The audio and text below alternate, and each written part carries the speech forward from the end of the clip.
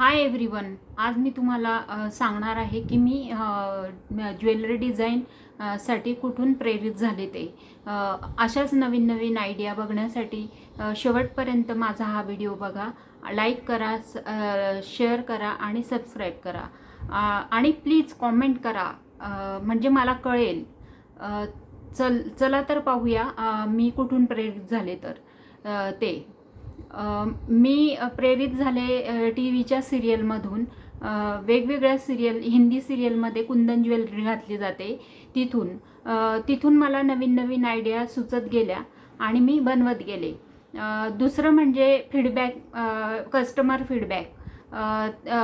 त्या फीडबॅकमधून मला कळालं की मी कुठे चुकले आणि कुठे मला व्यवस्थित करायचं आहे. तर अशा प्रकारे मला आयडिया मिळत गेल्या आणि मी बनवत गेले. Thank you so much.